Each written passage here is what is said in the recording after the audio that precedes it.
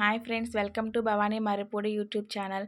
ఈరోజు నేనైతే మీ అందరికీ నచ్చే పల్లీ కొబ్బరి చట్నీని అయితే తయారు చేసి చూపించబోతున్నాను. అది నాకైతే చాలా చాలా ఇష్టం. నాకే కాదు, ప్రతి ఒక్కరికి ఇష్టమైన చట్నీ అది. అచ్చు హోటల్ స్టైల్లోనే చాలా సింపుల్ ప్రాసెస్లో మన ఇంట్లో ఎలా చేసుకోవాలనేది చూపిస్తాను. ఫస్ట్ అయితే గ్యాస్ ఆన్ చేసుకొని బాండ్లీ పెట్టేసుకొని లైట్గా కొంచెం అంటే ఆయిల్ సరిపోతుంది, ఒక 1 స్పూన్ ఆయిల్ వేసి వేడెక్కిన తర్వాత అందులోకి పల్లీలు, మన టేస్ట్ తగ్గట్లుగా పచ్చిమిర్చిని వేసి కొంచెం సేపు అవి వేగనివ్వాలి. మీకు కావాలంటే పల్లీల్ని పొట్టు తీసి ముందే డ్రై రోస్ట్ చేసేసుకొని పొట్టు తీసి కూడా అందులో చట్నీలోకి యాడ్ చేసుకోవచ్చు. నేనైతే ఎప్పుడైనా ఇలానే చేస్తాను. సో నేను ఎలా అయితే చేస్తానో ఇంట్లో సేమ్ అదే ప్రాసెస్లో మీకు చూపిస్తున్నానమాట. అందులోనే కొంచెం కరివేపాకు కూడా నేనైతే యాడ్ చేస్తాను. ఎందుకంటే ఎలాగో మనం కరివేపాకు అనేది కూరల్లో వేసినప్పుడు తీసేస్తుంటాం, కొంచెం ఇలా అయినా తింటాం కదా అని.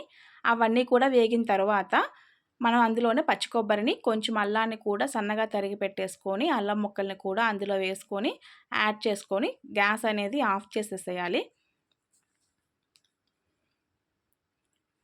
గ్యాస్ ఆఫ్ చేసిన తర్వాత అందులో కొంచెం సరిపోతుంది చింతపండు, కొంచెం చింతపండు కూడా అందులో వేసి మొత్తం కూడా కలిసేలాగా మనం మిక్స్ చేసుకోవాలి.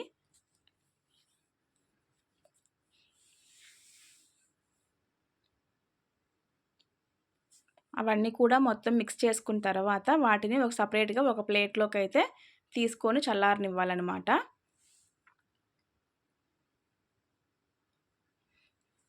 వాటిని ప్లేట్‌ని పక్కన పెట్టేసి మళ్ళీ బాండ్లీ పెట్టేసుకొని గ్యాస్ ఆన్ చేసుకొని కొంచెం ఆయిల్ వేసి ఆయిల్ అనేది వేడెక్కిన తర్వాత అందులోకి ఒక ఎండుమిర్చి, కొంచెం పోపు గింజలు కూడా అనమాట, ఆవాలు, జీలకర్ర, మినపగుళ్ళు వేసేసుకొని అవి కొంచెం వేగాలి.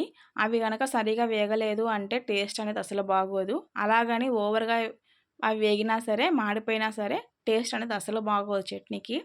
అవి కరెక్ట్‌గా వేగినప్పుడు చట్నీ అనేది టేస్ట్ అనేది ఇంక్రీజ్ అవుతుందనమాట. అవి మొత్తం కూడా వేగిన తర్వాత అందులోకి కొంచెం కరివేపాకు కూడా యాడ్ చేయాలి. కరివేపాకు కూడా వేసి వేగిన తర్వాత పక్కన పెట్టేసుకోవాలి.